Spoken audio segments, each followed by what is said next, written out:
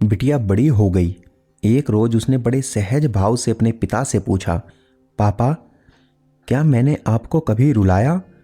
पिता ने कहा, हाँ। उसने बड़े आश्चर्य से पूछा, कब? पिता ने बताया, उस समय तुम करीब 1 साल की थी, घुटनों पर सरकती थी। मैंने तुम्हारे सामने पैसे, पेन और खिलौना रख दिया, क्योंकि मैं ये देखना चाहता था कि तुम तीनों में से किसे उठाती हो। तुम्हारा चुनाव मुझे बताता कि बड़ी होकर तुम किसे अधिक महत्व देती। जैसे पैसे मतलब संपत्ति, पेन मतलब बुद्धि और खिलौना मतलब आनंद। मैंने ये सब बहुत सहजता से लेकिन उत्सुकतावश किया था, क्योंकि मुझे सिर्फ तुम्हारा चुनाव देखना था।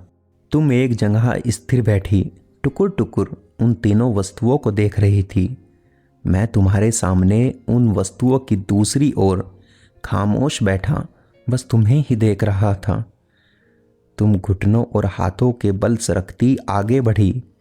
मैं अपनी श्वास रोके तुम्हें ही देख रहा था और क्षण भर में ही तुमने तीनों वस्तुओं को आजू बाजू सरका दिया और उन्हें पार करती हुई आकर सीधे मेरी गोद में बैठ गई।